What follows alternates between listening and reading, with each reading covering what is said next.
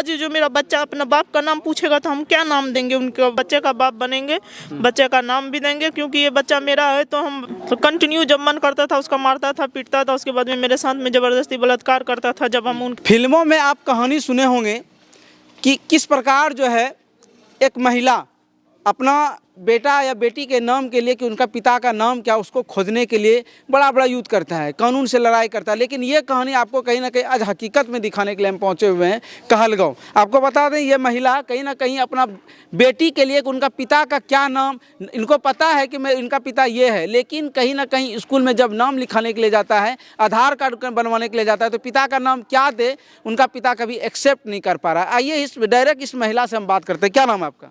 माजिदा खातून। माजिदा खातून, क्या कहानी है आपका? जी मतलब हमको किडनैप करके लाया था, ठीक है। और उसके बाद में मतलब 2-3 आदमी के साथ में किडनैप करके लाया था। उसका प्राइवेट स्कूल है शमशान घाट रोड में, तो उसी जगह मतलब मारता था, पीटता था, और तो कंटिन्यू जब मन करता था उसका मारता था, पीटता था। उसके बाद में मेरे साथ में ज़बरदस्ती बलात्कार करता था। जब हम उनके साथ में रहने के लिए जब तैयार हो गए, उसके बाद में जब हम रहने के लिए तैयार हुए कि हम प्रेग्नेंट हो गए थे, इसलिए हम मजबूरन में हम उसके साथ में रहने के लिए तैयार हुए। तो उनका कहने का मतलब हुआ कि ठीक है हम बच्चे का बाप बनेंगे, बच्चे का नाम भी देंगे, क्योंकि ये बच्चा मेरा है। तो हम मतलब बच्चा मेरा है तो हम नहीं देखेंगे तो कौन देखेगा।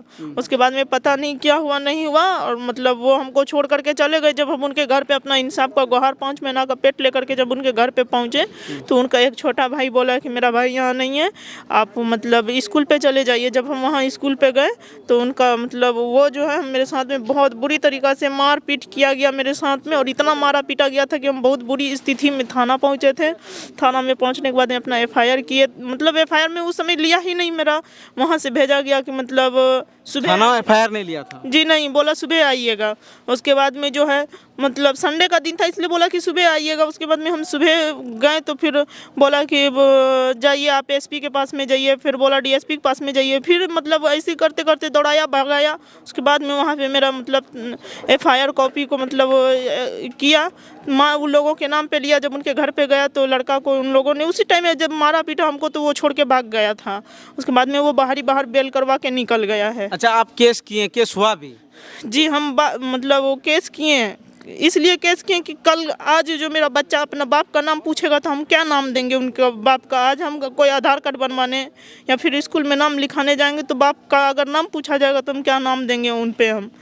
यानी कि आप अपना जो है बच्चा का पिता का क्या नाम है उसके लिए युद्ध कर रहे हैं आप, उसके लिए कानून का गुहार ले रहे हैं, जी कानून का मदद मांग रहे हैं। जी लेकिन वो जो है कहीं ना कहीं बेल करा के एकदम खुलेआम घूर रहे हैं। जी, वो केस हुआ उसके बाद कोई कानूनी प्रक्रिया नहीं हुई? नहीं, वो पैसा खिला देता है इधर उधर, वो आराम से मतलब आता है जाता है। और उनका बाप का कहने का मतलब है कि मेरा बेटा नहीं आता है। लेकिन अभी 2 दिन पहले वो अपने पिता के यहाँ था, जब हम उनके यहाँ गए उनसे मतलब बात करने के लिए, अपना बात रखने के लिए, तो धक्का मुक्का दे के हमको वहाँ से भगा दिया गया।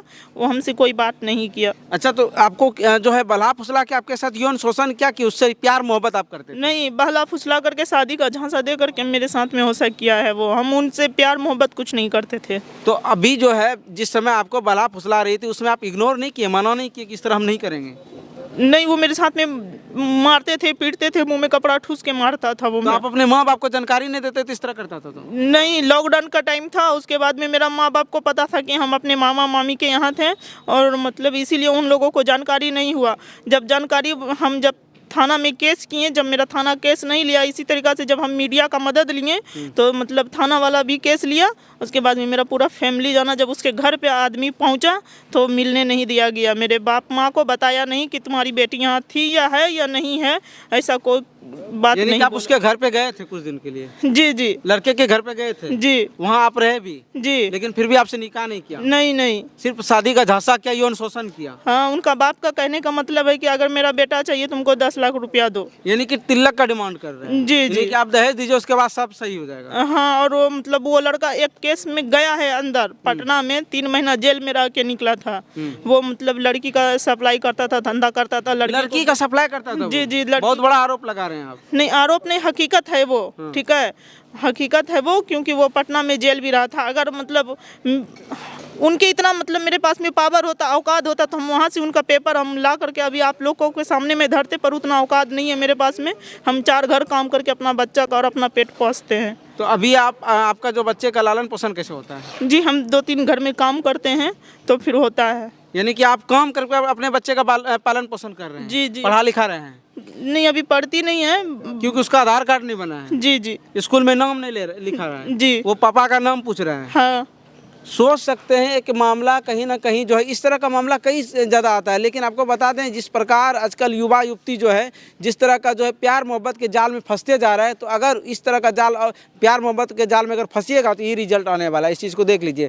और आपको बता अच्छा सरकार से जो है कानून से आप क्या न्याय मांग रहे हैं? सरकार से हम हाथ जोड़ करके यही प्रार्थना करेंगे, उनसे यही दुआ करेंगे कि मेरी बेटी को मेरा हस्बैंड का यानी कि उनके पिता का नाम उनको दे, उनका दादा का नाम दे, उनको रहने के लिए एक छत दे। बस हम यही कहेंगे और कुछ नहीं।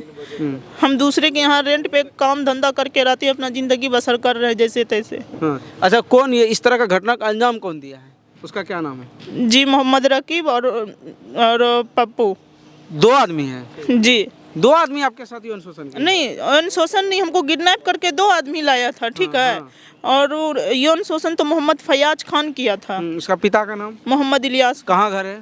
घर हो गया पठनपुरा कहलगांव। पठनपुरा कहलगांव? जी। पठनपुरा कहलगांव की लड़का है? हाँ जी। और उसके घर पे अभी भी जा रहे हैं शादी ब्याह की बात करने के लिए, डायरेक्ट कहता है कि दहेज दो, 3 लाख दो, 10 लाख रुपया। हाँ और मतलब बेटा रह करके भी मिलने नहीं देता है। कल हम परसों खुद गए थे उनके घर पे, तो बेटा को हमको देख के चोरा दिया गया, लेकिन वो उससे मिलने के लिए नहीं दिया गया। जब हम निकले तब मतलब जब हम वहाँ से साइड हो गए, रो करके गा करके धक्का मुक्का जब हमको देने लगा, जब हम वहाँ से हटे तब वो लड़का बाहर आया।